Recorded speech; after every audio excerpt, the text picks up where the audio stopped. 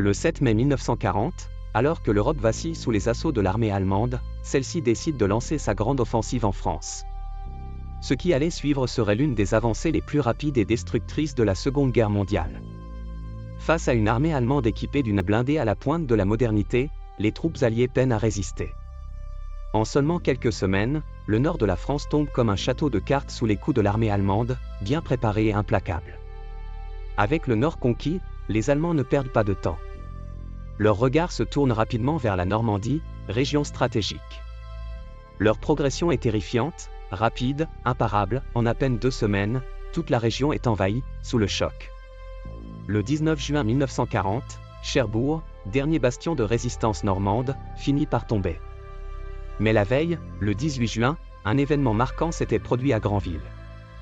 Alors que la ville se prépare à l'arrivée imminente des troupes allemandes, elle capitule sans même avoir combattu. Les quelques troupes françaises présentes n'ont pas d'autre choix que de quitter la ville précipitamment après avoir appris que l'ennemi était tout proche. Granville se retrouve déserte, abandonnée à son sort, livrée aux Allemands qui entrent dans la ville sans rencontrer de résistance. C'est un moment historique, pour la première fois en près de 500 ans, une armée étrangère prend possession de cette cité normande. Cette invasion rapide, symbole de la fulgurante avancée allemande, restera gravée dans les mémoires. La Normandie était tombée, mais elle se relèvera, marquant une page de l'histoire que la Seconde Guerre mondiale n'oubliera jamais. Conscient des risques d'une attaque par la mer, l'armée allemande ordonne en 1942 la construction d'un gigantesque système défensif le long des côtes de l'Atlantique. Ce réseau de bunkers et de postes d'observation, connu sous le nom de mur de l'Atlantique, s'étend jusqu'à la ville de Granville. Dès l'été 1942, Granville se transforme.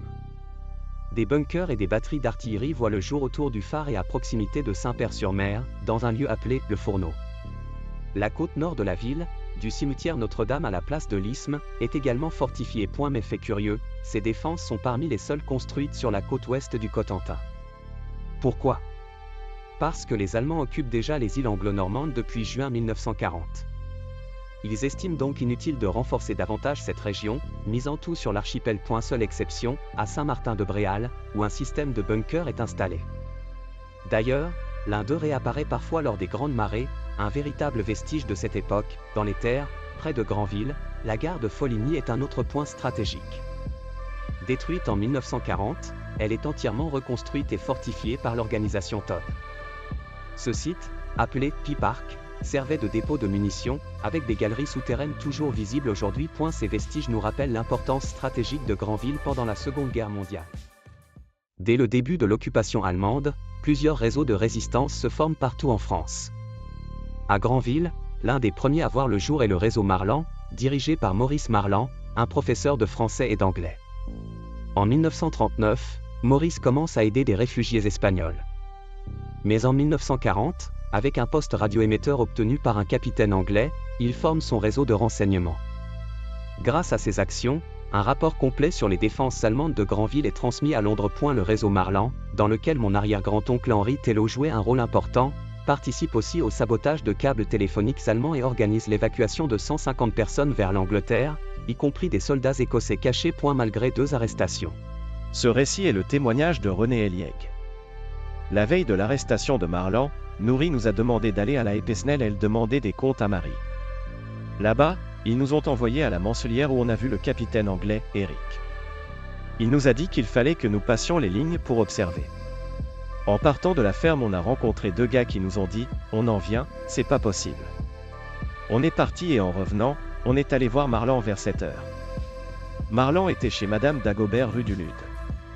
On n'avait pas vu Marlan pour ça et il nous a dit « Maintenant que je vais avoir besoin de vous, ce n'est pas le moment que vous partiez ». On est parti quand même le lendemain matin, on est allé à Briqueville. On est resté planqué à Briqueville toute la journée. Le lendemain, on est reparti, on a pris la route de Coutances pour aller à Hauteville voir Étienne. Une ambulance est arrivée, c'était une ambulancière qui nous connaissait et elle s'est arrêtée. Elle nous a appris la mort de Marianne. Ça nous a coupé les pattes. Vous ne pouvez pas savoir l'effet que ça nous a fait cet homme-là qui était avec nous comme un père mais pas comme un chef. On a continué quand même. Mais exécuté le lendemain, 2 semaines avant l'arrivée des Américains à Granville. Reconnu pour son courage, Maurice Marlan est fait chevalier de la Légion d'honneur à titre posthume en 1947. Une stèle en son honneur a été érigée en 2017 à Granville, dans un square qui porte son nom. Après avoir libéré Granville, les forces américaines ne s'arrêtent pas là.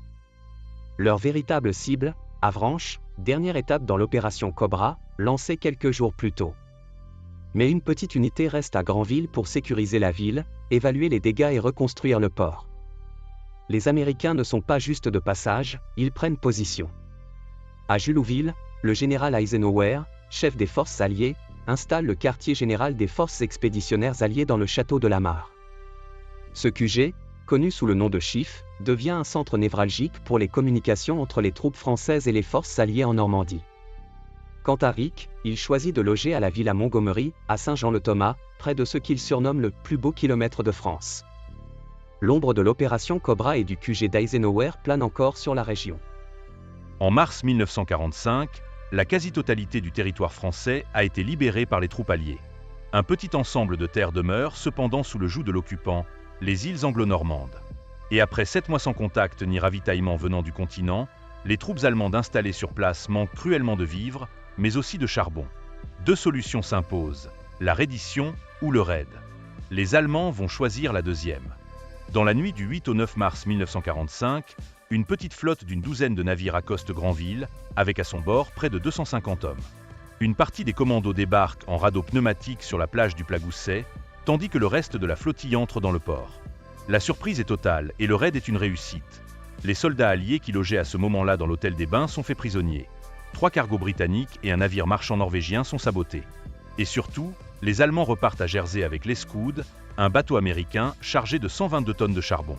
La seule perte du côté des attaquants est un dragueur M412, resté envasé dans le port et que les Granvillais découvriront au petit matin du 9 mars. Face à la réussite de ce raid, l'amiral Hufmeyer, à la tête des troupes allemandes à Jersey, envisage de lancer une seconde attaque le 7 mai 1945. Il reçoit cependant l'ordre de l'amiral Dönitz de ne pas mener à bien son plan. Le lendemain, le général Jodl signe la capitulation de l'armée allemande et la fin de la guerre en Europe.